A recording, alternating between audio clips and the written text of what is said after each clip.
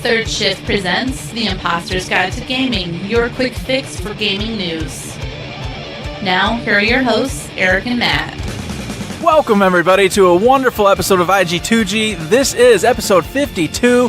With you tonight is the inglorious Bajambo himself, Mr. Matt, and, of course, your speaker, Eric, the boring, sad, banana face Eric. That's true. If you guys, hey, you know what? The episode won't be boring. That's Mr. right. Eric is boring. Because tonight, we got all sorts of great things for you. Do you like freakers? Well, we might be talking a little bit about that. Do you like ninja people with katanas? Do you like gods who have triggers? I don't know. Something in there might relate. I have no idea. And a whole bunch of other mess for you to check out. So stay tuned, everybody.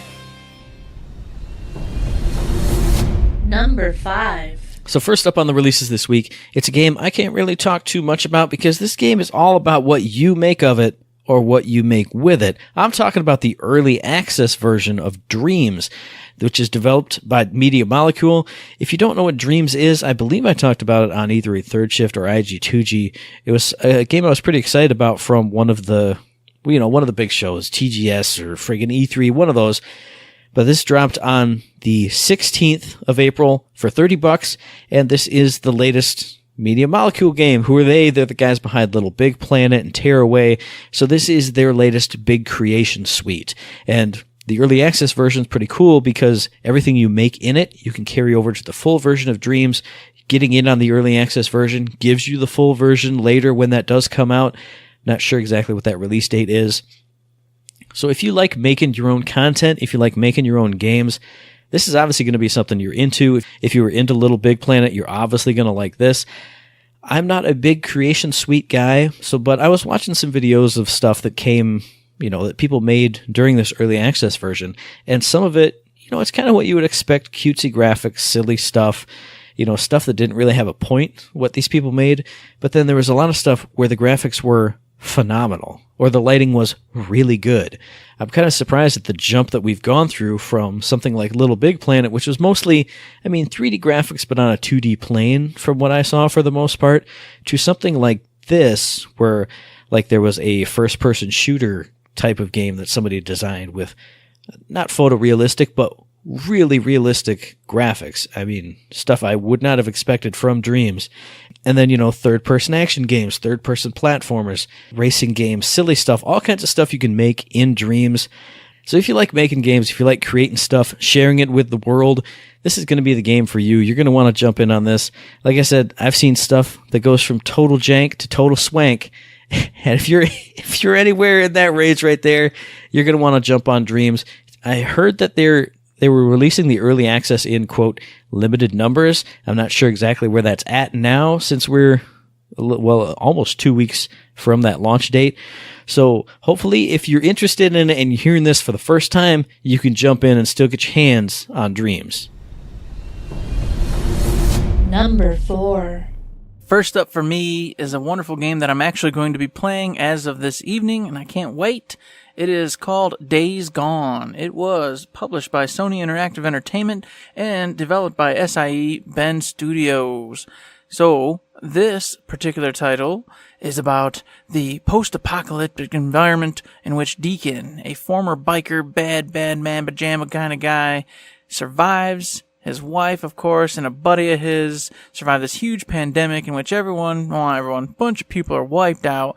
They get a whole bunch of others turned into these weird zombie-like things they call freakers in the game. You try to save your wife, send her on a helicopter. Years go by, the game begins. You assume your wife's dead, and now you're with your buddy Boozer, traveling around on your wonderful motorcycles, which, by the way, are like your steeds. You will upgrade them in the game. You'll do all sorts of cool stuff with them. But anywho's, you travel around from town to town, encampment to encampment, finding jobs, getting resources, killing freakers, killing humans, doing all sorts of cool stuff. It's a third-person view type of game. So you'll be controlling Deacon, doing all sorts of cool side missions, going from town to town, as I said, accepting stuff like saving people that have been captured by the Reapers, these individual looter, outlaw bad guys. And of course, I'm sure the story will evolve. You'll find out new hints and clues, this and that. You're going to be fighting tons of freakers. They've got all sorts of different kinds. They got little baby kinds, big and fat ones, normal ones, horde ones. Then, of course, the Reapers, the bad guys, the outlaws. You also get plagued animals like bears and wolves. So if you want to have like this open map sort of game where you're cruising around on your motorcycle, taking care of business, doing all sorts of missions and side quests to level yourself up, and then, of course, get to some point that we don't really know because, hey, it's a story that we don't know about, eh? Huh? I don't know. There you go. I'd say check it out. I will say this, from what the reviews say, it's all in the middle ground. There's some people who say they really enjoyed it. Some people say that it's like a 40-hour game and it should have only been like a 20-hour game. So take it with a grain of salt. It looks pretty good fun to me, so I'm definitely going to be diving in tonight, and I'm sure I'll be talking to you guys more about this one in the future once I beat it. So stay the heck tuned. Number 3. Next up in the releases, we got God's Trigger, launching on the 18th of April for $15 for PC, PS4, and Xbox One, developed by One More Level and published by Techland Publishing. What is this? Hey, you remember a few IG2Gs ago when I did the If You Liked Hotline Miami special? I did like a 2-pack of games on this. Hey, throw this one in there too, because if you look at it, it looks... Well, I can't say it looks just like Hotline Miami, because that looks like nothing else in the world, but this is a top-down, overhead, busting through doors and killing stuff kind of game. It's basically the story of this game. Armageddon is happening. You're playing as an angel and a demon, or a demon. Get back into that in just a second. And you're trying to stop Armageddon from happening. So you're busting through all these levels, going through warehouses, doors, killing stuff, killing bad dudes. And it's got those one-hit deaths that Hotline Miami made famous.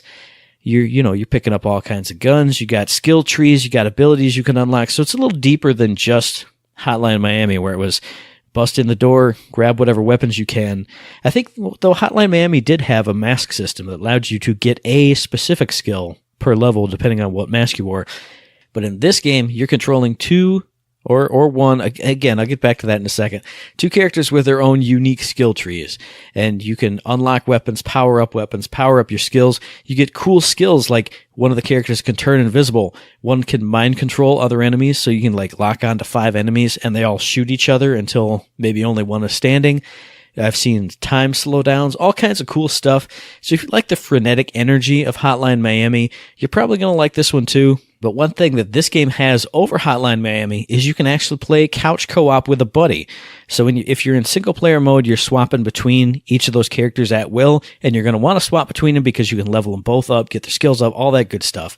But if you're playing couch co-op with a buddy, you're playing the demon, he's playing the angel. Oh man, that'd be so cool. You could coordinate your raids on a certain room. Like maybe he busts in this door, someone turns to look at him, so you bust in the other door to take him out from behind, because there's stealth kills in this game. There's all kinds of cool stuff. Man, just the thought of couch co-op in that with these intense like raids on buildings and different rooms and stuff, that sounds freaking awesome. I'm not even trying to sell you on it, but just talking about it right now made me go, wow, that's really cool. So if that made you go, wow, that's really cool, pick up God's Trigger. It's only $15. You'll have a blast with it. Number 2. And it wouldn't be an IG2G if I didn't have a Nintendo Switch title for you. And I've got a good one. This one, I didn't really even think about. I wasn't even going to pay attention to it whatsoever, but on a whim, I said, you know what? I sort of enjoyed the SteamWorld Dig 2, so what's this one all about? It is SteamWorld Quest, Hand of Gilgamech. It's for the Nintendo Switch exclusively right now. I'm sure it'll come to others later, but right now only for the Switch, released April 25th, 2019, so it is out in the markets right now. It's published by Thunderful Publishing AB and developed by Image and Form International. And this game is a card-based RPG. So, you've heard Matt talking a lot about Thronebreaker. This is similar, but not similar, because this one is way more on the side of a side-scrolling traditional old-school RPG. It's got the beautiful sprite-like graphics, sort of think of Muramasa and those type of games. Really gorgeous. All the characters are very well-drawn, very different, very neat and unique. So basically, in a nutshell, you're a bunch of mechs, machines, who get tasked with defeating this evil, corruption, bad guy and his armies who are trying to take over and destroy everything. You gotta stop them. It's a typical story. You know the deal. But what makes this one really neat is that you get these 5 characters, and of course you get your mage, you get your warrior types, and you get cards through boss fights, through buying, trading, all this other stuff that you can design around your character and build them into be like a shield-bearing warrior, more of a melee attack kind of warrior, defensive this or that, whatever. And then mages, you can go your frost, your poisons, your fire, you can go support magic, all that. So you build these decks based off what you want your characters to be, and then you stick them in your hand, and then each battle it takes from your deck and builds you a hand that you get to utilize in that battle. So if you put all the ice magic in your hand, in your deck, then of course it's going to pull those, and that's what you're going to be utilizing for that battle. And of course, if you find out they're immune, you can switch it up. So then you can start switching, putting up these different decks and stuff, and then going at it. And I thought that was really cool. And how they use it is there's like weak cards that do base damage, but then they build your steam meter. And then of course these power cards that use the steam, but of course, at the cost. So you gotta do weak moves to build up your power moves. They've got chain combos with these cards that you can utilize. And of course, different bosses have different immunities as in any other RPG out there. So it's really neat because it just takes a traditional RPG, but since you have the cards that you get, you can build into so many different things. It's like basically having a very extensive skill tree at your disposal, except for it's in card form and gives you a lot more options and easier, I think, just to kind of whittle through and change some in, change some out. Really cool looking game. It looks gorgeous. The previous titles weren't RPGs, but they were incredible games nonetheless. I like where they've gone. The game's only $24.99, I believe, at the Switch store. I would recommend everybody look at this one and pick it up if you're a fan of RPGs or card-based games. Number 1. So last up on the releases this week, it's another one of those games that I told you is kind of Hotline Miami-like. This is the one that I've actually talked about. It's Katana Zero, out now for PC and Switch. This dropped also on the 18th of April for $15, developed by ASCII Soft, published by Devolver Digital. If you want to know about it, just listen to the other IG2G where I talked about it. No, I'm just kidding. This is a really stylish, kind of like retro, like neo-noir samurai assassin game. What's catching my eye this time now that it's out is I'm hearing more about the presentation and the narrative aspect of it, which, the weird stuff like that, that's totally up my alley. But if you want to know the gameplay, stylish, killing, one-hit kills, fast action, meaty attacks, like when you hit somebody with your sword, it goes like, and you see him fly, there's a big old blood spray. You really got to watch it in action and listen to it. You got to listen to the sound of it to get the total feel and the total rush that it gives me just watching it. You can slow down time, you can deflect bullets. Now, what's cool is in the initial launch trailer, now I'm geeking out about even the action stuff, but in the launch trailer, there's a lot of scenes where, they go into the time slow mechanic and he deflects a bullet. But what's cool is you can do that in real time if you're good enough.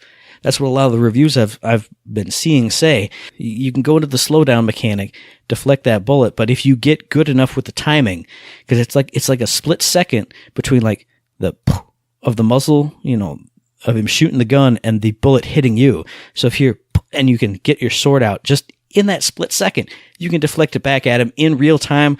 I've seen video of it. It looks badass. I can only imagine how cool it must feel to do it in real time.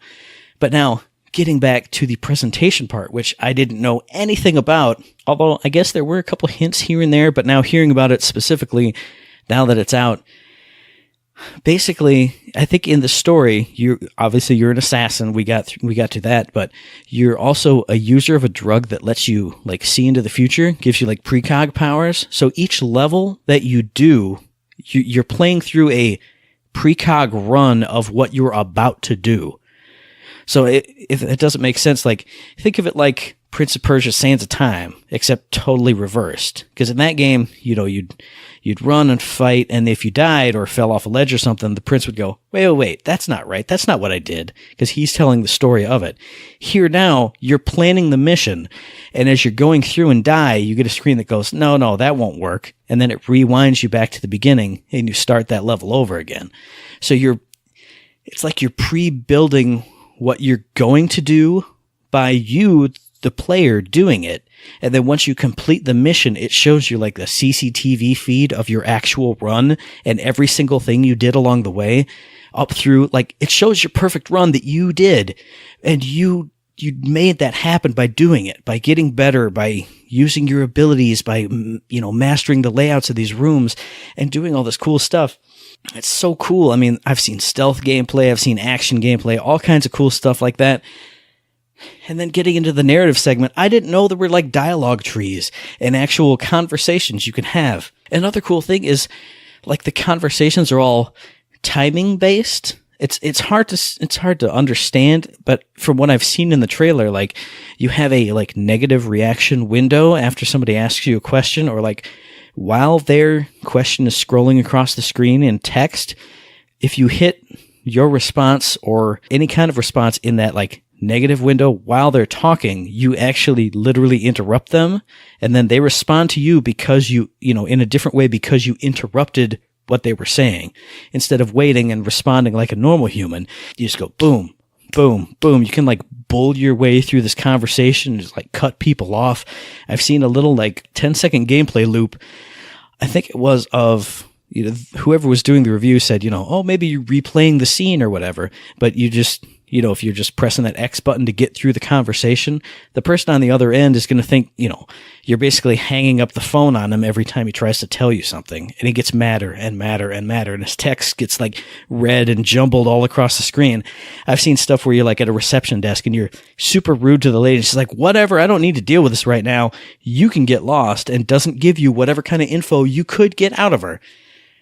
Now, the bad point is I've heard that, some of the conversations kind of all lead to the same end point. So, your different choices may not mean all that much in the long run, but just the being able to cut people off and just literally be rude to them in the game, I thought was pretty awesome, and a weird thing to add into this wild hack and slash insta-death, like stylish action, hack 'em up, weird, hot line Miami type of game. So if any of that sounds good to you, it should. Just go watch some gameplay of it, watch some trailers. You will probably fall in love with this if you like fast action, if you like stylish action, if you like just being rude to people. If you like being rude to people in conversations, you're going to love this game because you can do it. It's Katana Zero. Imposter's topic of the day. So I thought today, Matt, we talk about it in real life all the time, but we never really go about talking about it on the show. That's true. So I figure this is our kind of little proper McChopper discussion on VR, where it's at right now, why neither of us are into it or buying into it, where it's going in the short distant future, and where we'd like it to go to where it would actually get you or me or both of us to purchase it. So with that, let's start where it is right now. Why we're not getting it, why, what's the good and bad about it? Well, I think for me personally, I was thinking about it, when we talked about doing this, and I was like, well, what do I think about VR right now? And I think this is the time and the point where when you say it's a VR game, people don't just go, whatever. But it's also not at that point where you go, oh yeah, I can't wait to play it with my setup. Like a few years ago when Oculus first launched, that was all right, this is the first baby step up. Now VR is like somewhat respectable because it's come around and it's, developed and evolved into, these unique experiences that you can have in VR now, but it's still just not that, like, it's not every day. But I think this is that second step, and the next step, whatever that is what's going to make it be, okay, this is something that's regular for regular people now. Most people can accept it. And as for why I don't have it right now, there's no place for me to test it out. Like, it could be the greatest thing in the world right now, but there's nowhere for me to try VR. I have to buy the full setup of $400 to $600 to do it. Like, there was that one time that I went to Best Buy and they had it there, but there was a line of like 10 people waiting. And like, well, I don't have all day, so I can't do it. But there's nowhere for me, a normal person, to just go to like a kiosk and go, bloop. Okay, a little 15-minute timer starts up and you just do something in it. So that's why I don't have it. That's my initial thoughts on where VR is right now. What about you? I'm mostly in the same boat. When it started to take off again, on the PlayStation VR was announced, Oculus was coming out with the big dogs. You had was it the Vive? Yeah. Yeah. And those were all coming around.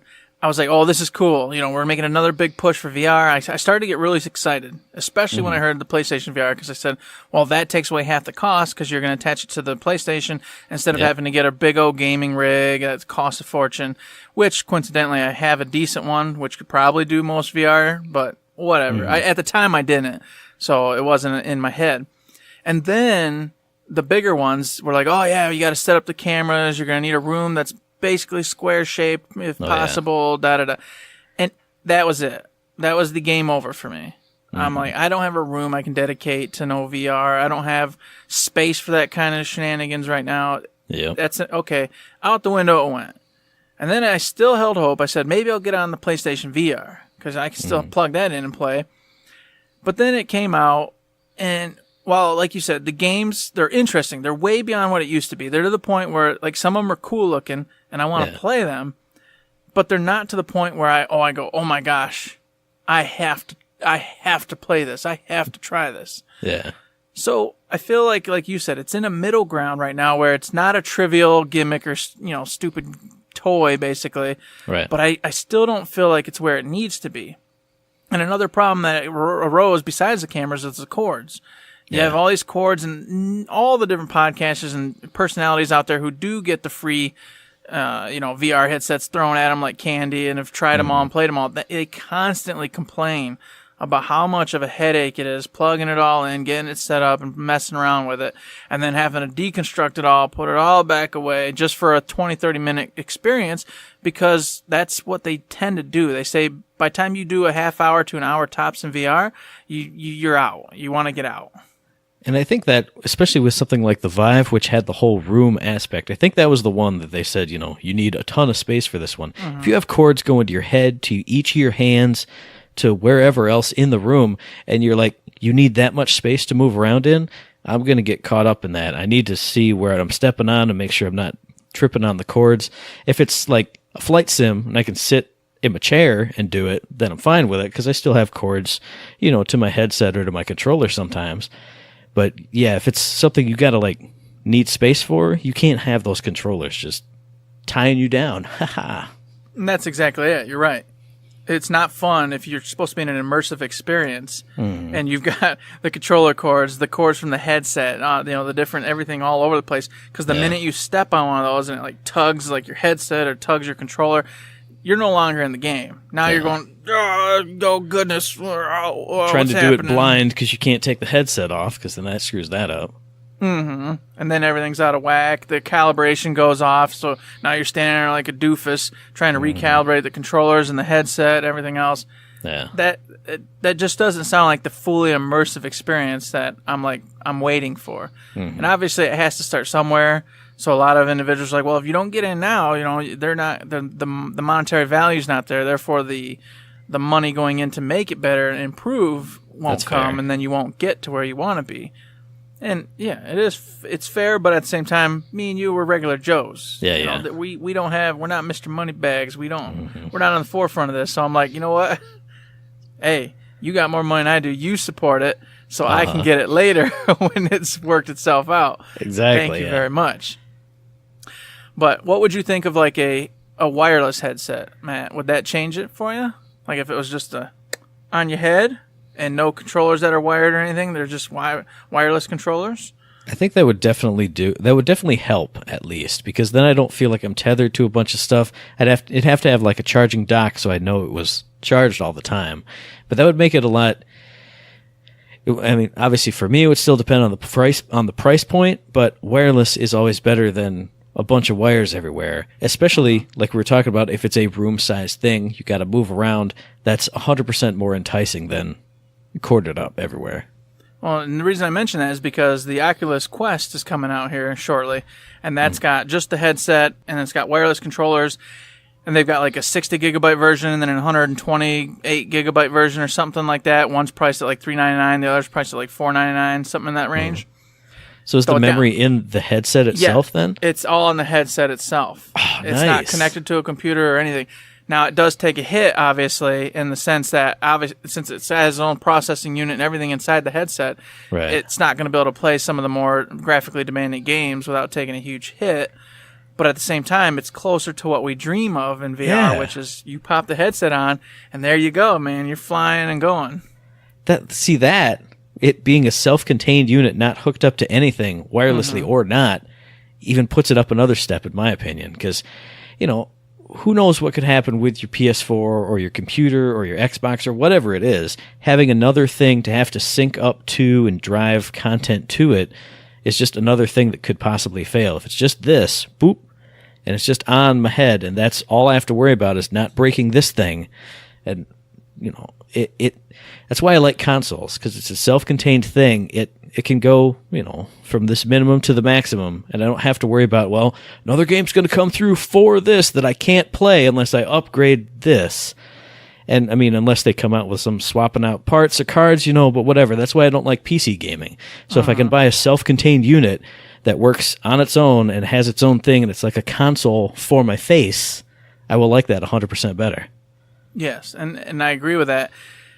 The problem is the graphics right now with that Right. unit, because obviously being self-contained on your head, awesome, but it can only do so much. Yeah. And like I told you, one of my main problems right now is how the games look in VR. They're still at that point where they're cool, they're neat, but I'm waiting for that epic moment where when you step into a game, it's got the graphical power that your console games have or your high-end PC games have, and you're looking at these lush environments that are just fully fledged out. Whereas right now, most of your games that you play in VR are still the old 32-bit polygonal action-adventure type stuff, maybe a little bit better than that, maybe 64-bit or whatever, but they're generally pretty rough around the edges, and then they play with that by using this fun, gimmicky games, and it sounds like a bad word, but I don't mean it that way. Like Beat Saber, awesome stuff, but a lot of it's still that kind of, I'll play for 20 minutes and I'm done. I can't justify that huge price tag for these small experiences like that. Yeah, and that's fair. I get what you mean, because it would be awesome just pop it on and you're in, like in Yakuza 0 or the latest whatever kind of game. I'm in Red Dead Redemption 2, just in that beautiful world. But for me, I think I would like, you know how I am. I'm the indie games guy. I like the weird stuff. I would like VR stuff to be more, not gimmicky, but like imaginative and just like, how can I explain it? Like, not photorealistic, but like stylish and cool and stylized. I would love stuff like that where you're making use of the limitations of that thing to make something really outlandish that you would never see in real life. So you could be in that weird world, and maybe it doesn't look, like I'm looking at the back of my hand right now, but it's so stylized and cool and interesting, and maybe there's, little types of creatures or aliens or whatever that all look totally unique to that style. I feel like you could still do a lot of really, really cool stuff with a limited, graphic set like that. And what's really cool too with the newer headset that they're coming out with, I mean, they've done it before, but they're starting to get really cool with it, and they're putting multiple cameras. Like the Quest, for example, is going to have 4 cameras on the headset itself. So that gets rid of the problem, like I said earlier, where they were sticking cameras around the room, doing all sorts of nonsense. This just has it right on it. There's another one that has it's the Oculus Rift S, I believe, has 5 cameras attached to it. So that way it's taking imagery from all around you and then your sides as well. So that way it can track in front, on side. There's still an issue, obviously, behind you that they haven't figured out yet, but it does have the accelerants or whatever in the controller. So like if you whip your hand back, there you go. It still will whip it back, and it can gauge based off how fast you're going where it would be. And as long as you get it back in front of you quickly, it still stays on track with everything. So, okay. It's really neat. And I agree with you that not every game would have to be super lush and crazy. Yeah. By just taking, when you were saying all that, it reminded me, I was like, what if it could, which it can, obviously take your like real world room and then start to play with it. So like you said, add things to the room, and then add like Tetris blocks falling and tumbling, and you could like move around and grab them from the air and manipulate them, and then build structures. Just fun things like that would be neat too. Or what about something like, maybe it's a game that takes place in this weird world or dimension or something, but what if it starts in your room? Maybe it's like you get like that kind of like tense atmosphere of the beginning of like you're in your room, you're playing the game, but you don't like know what to expect yet, and maybe you start seeing like little cracks opening in your walls or like things kind of on your periphery bouncing around, and you look and they dart away, and then eventually your room rips apart or you go through something, a little portal that opens up into this other world.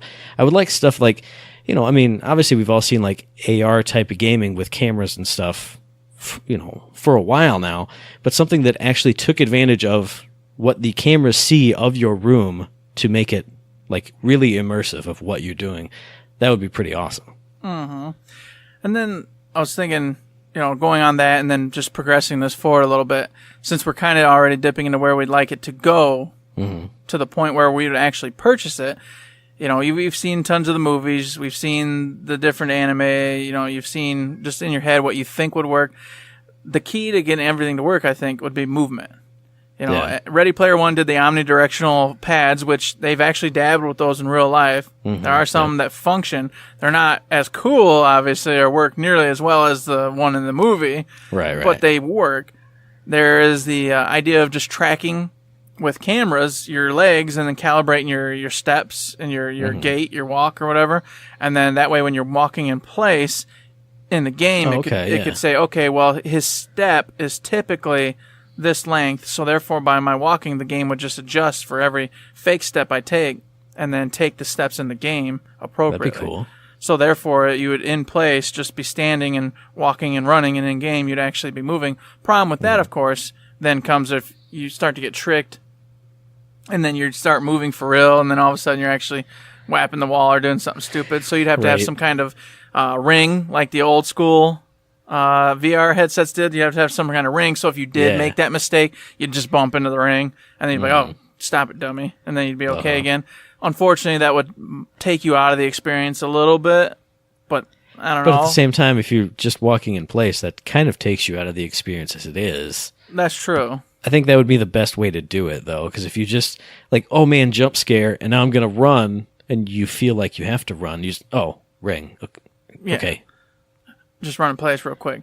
Yeah. So what I'm getting at is, for me, I would like to see, obviously, an update in graphics. I would love to see an access to the cloud, which is where we're moving anyway. So that way you can use powerful computers that are designed to handle VR and VR games, and you do it through the cloud, which is, of course, on your head, wireless, because naturally that's where we have to go. Yeah. Cannot be wires attached all over the place. That's just a no-go for me, period.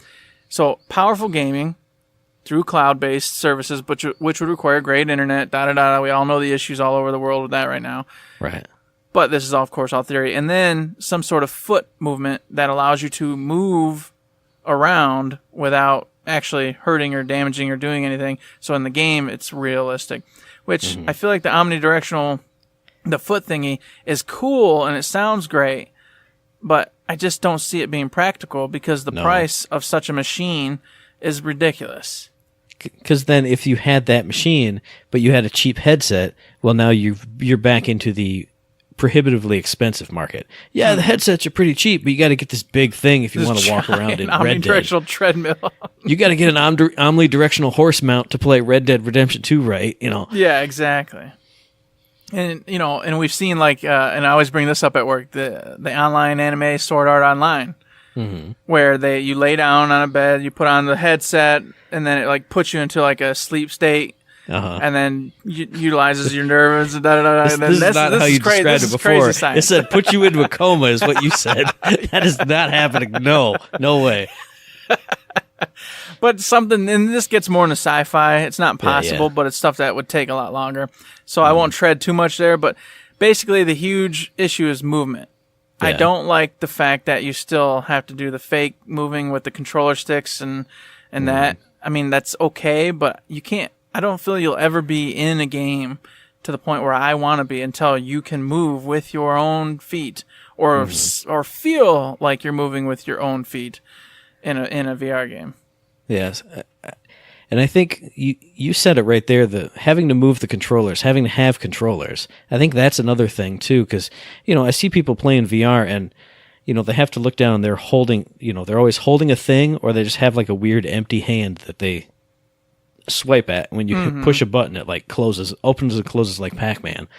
I think you have to, where I would like to see it go is full-on Minority Report gloves. Maybe, this is your trigger button is actually cocking your finger and doing a trigger motion. Picking something up is opening and closing your hand, not holding a thing and hitting the B button for B action to grip. hand grab and A over here for left hand grab. Something like that, because then that would, it would put you more into the game. And then if you have that, why couldn't you have like some little sock things you like put on your feet, and then that measures how you're walking around. And could translate into, baby steps or walking in place, and then you could turn your feet if you want to go that way.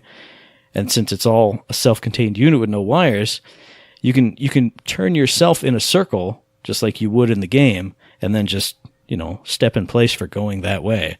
Mm-hmm. Yeah, that would work.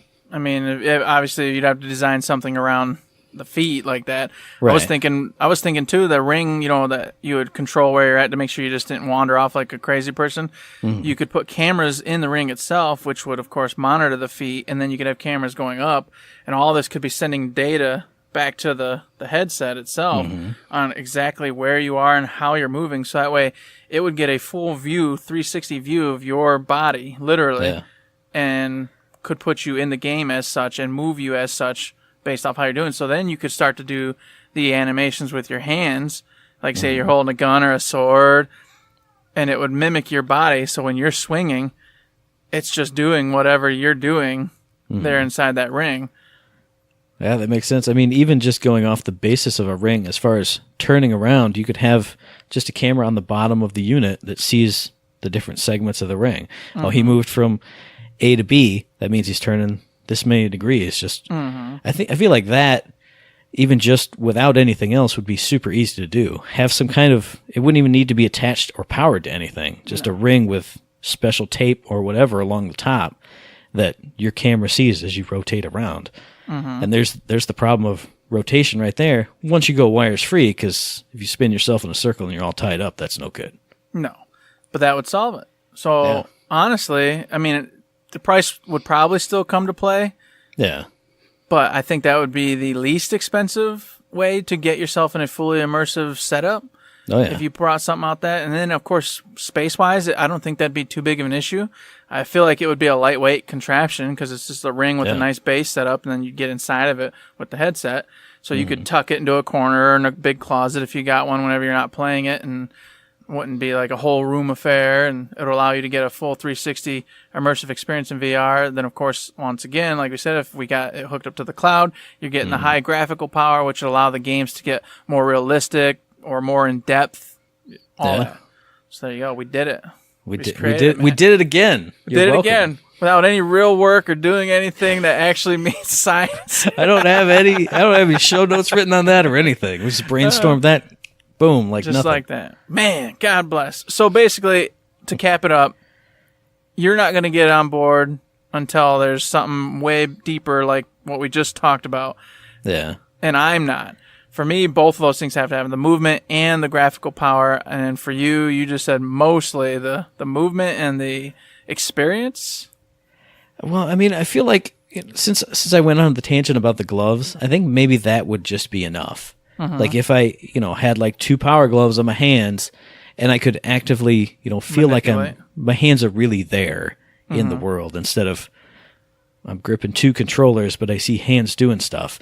Like if you can actually pick apart and move and like swipe things, I feel like with a price reduction, even if it's wired up, I would still do that. I'd sit on my couch and Minority Report my way around.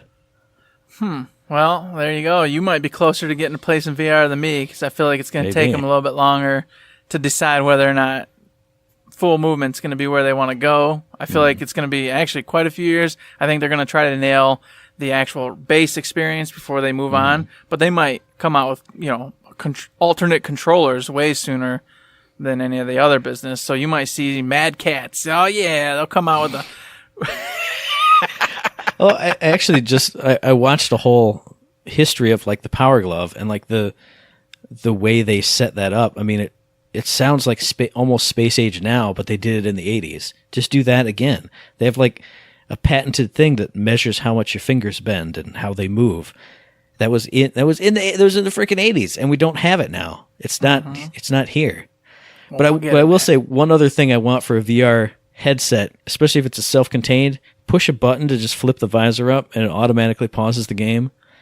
I would like that. Like, I don't know how well pause functionality works, but if I can just have it on and then, oh man, I need to go use the restroom, flip up, pause the game, walk over, do it. And then flip back down, you're back in. Yeah. Instead of, oh, hang on, whole thing off, put the controllers down, go recalibrate over. Straps, da-da-da-da-da-da. Yeah. If it's just flip, okay. Now I can do whatever emergency thing I need to do in the real world. Hopefully not emergency, but you know what I mean. Yeah, I know what you mean. I need a sip of water. I don't know where it is because I'm turned around. Bloop. Mm-hmm. Got it. Perfect. Well, hopefully it comes to pass soon. I doubt it, but maybe, Matt. I think could happen. I think it's a couple waves away. So, of course, everybody, what the heck do you think? Are you already on board? Are you guys out there playing the VR as it stands at this moment? Are you going to be on pretty soon? Are you going to wait for the super future where you can just lay down and go into an immersive world and never return? I want to know. I'm curious. I want to. Sounds kind of good. I just want to hear where everybody's at in the situation with VR, since I don't feel like it's going away this time. I want to see what everybody thinks about it. So let us know. Send us back feedback. All them sweet little nothings. And for details on how to send us that feedback, you have to catch us in the Imposters Wrap Up. Imposters Wrap Up. So yes, send us all your feedback, any questions, any comments, any concerns. If you just want to say hi, let us know via email at info@thirdshift.me, tweet it at us at thirdshiftme, and find us on Facebook under Third Shift. Indeed, you better go find us over there. You also should take a look at the wonderful Patreon, where we have a beautiful little tip jar set up for you can give us $1, $5, $1,000, whatever you think we deserve for doing such a wonderful job. And if you say, yeah, you don't deserve none of my money, that's okay. We understand. It makes us sad, but we get it. You can, however, go give us a high five on the Facebooks, whole Twitter, little likes on the Twitter feeds, mailbag questions, comments, all that good stuff. Any and all things involving this show and our other shows, greatly appreciated. It keeps us motivated and rocking and rolling. Absolutely. And of course, this podcast drops every 2 weeks on Tuesday, so we'll be back in your ear holes on the 14th of May for our very next episode. You can find that episode on iTunes, on Stitcher, on Podbean, on Spotify, and on YouTube. And as I always say, if you like what we're doing, you'd like to help us out, please give us a like, a rating, review, a comment, a subscription, any kind of good thing on any one of those good services, because it does help us out. We really do appreciate it. Hey, what we also appreciate is you watching us live at twitch.tv/thirdshiftme. Check us out. We're playing weird games all the time. We might even be streaming a podcast by the time you're hearing this. Who knows? And I didn't get to mention it in the intro, but this is episode 52. That means we've been doing IG2G for 2 full years, my man. We did Happy it. anniversary to us. Happy anniversary. It's amazing. God, how time flies. It's We're wild. old people. It seems like, well, I mean, I guess it seems like we've been doing IG2G forever, but it still seems like the new baby, like the shiny new. Yeah, sure does. But nope, she's 2 years old. She's ancient at this point. She's wandering around. She's going to be yelling at us pretty soon. I don't know what babies do. I don't. You're close enough. It works. That's Goodness fine. gracious. And while we're speaking about babies, why don't you get out there and give us some sweet little 5-star babies, all right? Because we need them. And what are you talking about? What am I talking about? I'm talking about them 5-star ratings. Those little sweet nuggets, because we want them. We want those little 5-star babies. Matt wants you on Twitch. I want a 5-star rating on that iTunes because it feeds my soul, everybody. It feeds it. Feeds it. And until we're fed, there's nothing else to say but Do not don't forget to save.